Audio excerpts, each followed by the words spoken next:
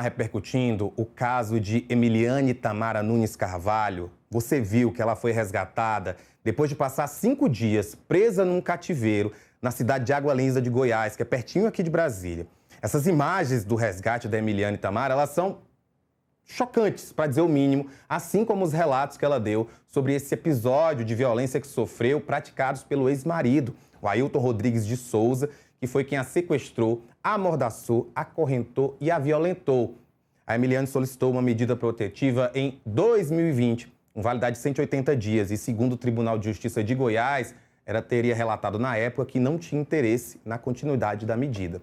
Mas em 2026, ela pediu proteção novamente, alegando novos episódios, como danos a uma câmera de segurança, lançamento de artefatos explosivos nas proximidades da casa e afrouxamento dos parafusos do carro. Mesmo assim, o pedido de protetiva foi negado.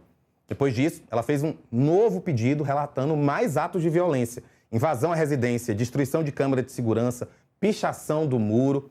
Mas como ela não conseguiu provar que o autor era o ex-marido, o pedido foi negado mais uma vez. Eu estou ao vivo com uma advogada especialista em violência de gênero, Faida Bello, que vai nos explicar como funciona essa concessão de medida protetiva. Faida, muito boa tarde. Me conta por que um pedido de medida protetiva pode ser negado, mesmo diante de relatos como esses de destruição de câmeras, pichação e possível sabotagem do carro, se não houve provas diretas dessa autoria? Olha, antes, olá a todos.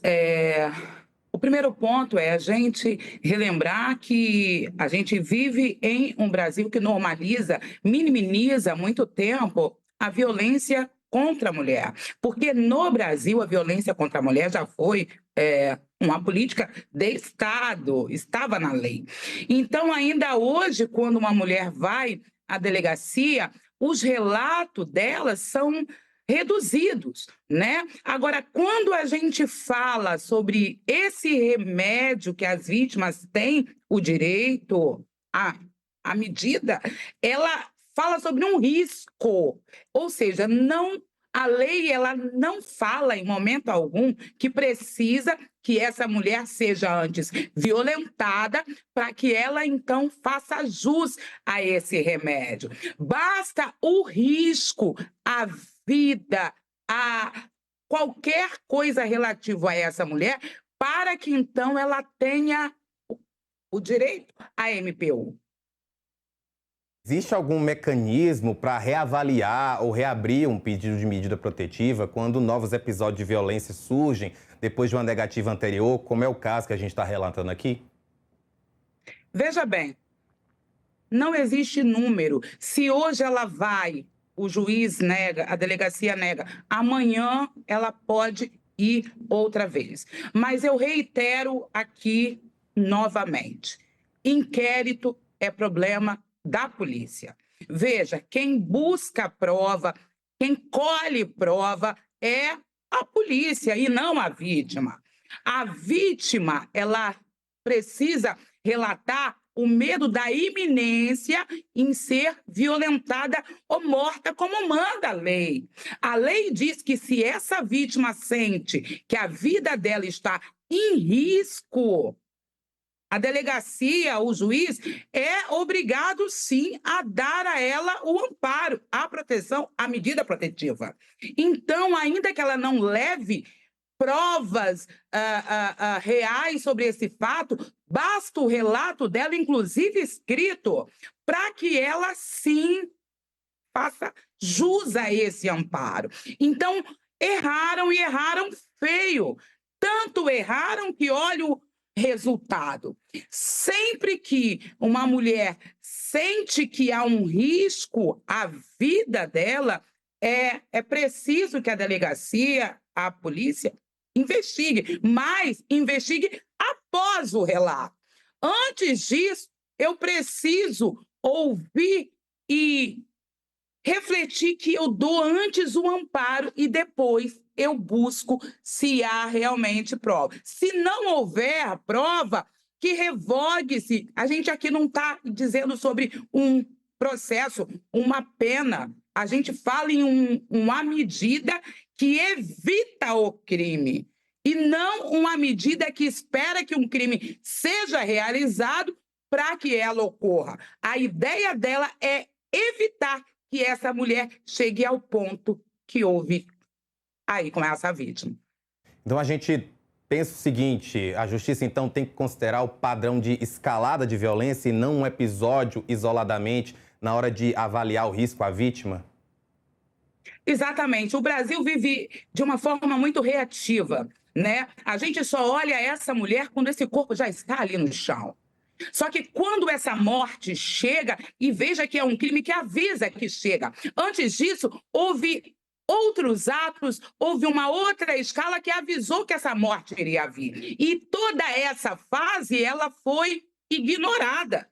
Então, quando a mulher relata uma ameaça, quando essa mulher relata que esse ex ele não aceita o término, a justiça, a delegacia, o Ministério Público precisa ouvir essa mulher. Porque já que aqui eu falo sobre um ciclo que vira uma escalada, essa ameaça amanhã pode virar um soco. Esse soco pode amanhã virar um cárcere. E esse cárcere amanhã pode virar mais uma morte. A gente vive em um Brasil onde 4 mulheres morrem ao dia.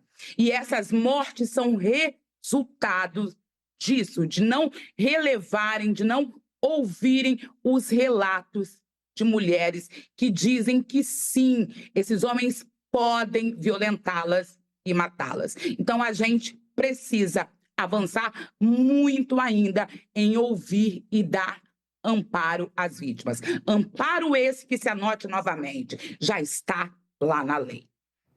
Exatamente essa é a minha pergunta. Estamos falando aqui sobre essa falha em ouvir as mulheres que estão relatando os casos em que elas sofrem essas violências indiretas, essas ameaças silenciosas. O que é que a legislação prevê, de fato, nesses casos e que está exatamente faltando para momentos como esse que a gente viu acontecer em Águas Lindas? O que a gente nota é o quê? Veja, em um lado, eu vou ter a lei que fala assim: se existe um risco atual ou iminente à vida, aos bens, inclusive ao psíquico dessa mulher, eu devo dar a ela um amparo, a medida protetiva. Agora, a lei não fala em forma alguma que eu tenho que aguardar que este homem violente essa mulher, agrida essa mulher, para então dar a essa vítima o amparo. Eu sempre repito que aqui o problema não é lei. Nós temos uma lei, e veja que nós temos uma lei que é referência no mundo. A número 3 do mundo em amparo às mulheres. Só que na outra banda, o Brasil é o país, o 5º do mundo que mais mata mulheres. Então, algo de errado não está certo. Porque o problema não é a lei. O problema é quem aplica a lei. O problema é quem recebe esta mulher. O problema é quem não escuta essa vítima. O problema que hoje nós temos no Brasil é humano, não é legal.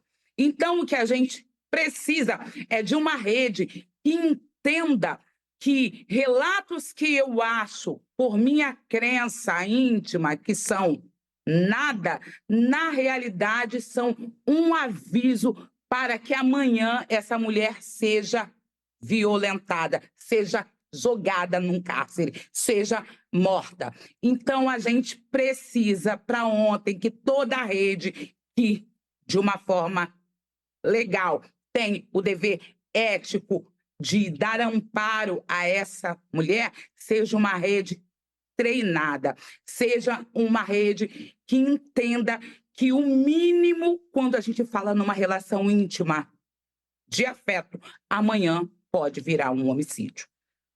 Vaida, o assunto é extremamente sério, mas eu não consigo não dizer que eu sou fã do seu trabalho e fiquei muito feliz de te entrevistar aqui no Agora Metrópolis. Claro, não queria dizer que eu queria te entrevistar de novo, porque infelizmente acaba que seria sobre esse assunto, mas ao mesmo tempo é sempre uma aula e uma necessidade, porque nós homens Estamos todo dia precisando aprender a lidar melhor para diminuir os casos de violência contra a mulher, violência de gênero, e pessoas como você fazem isso muito bem. Te agradeço pela entrevista.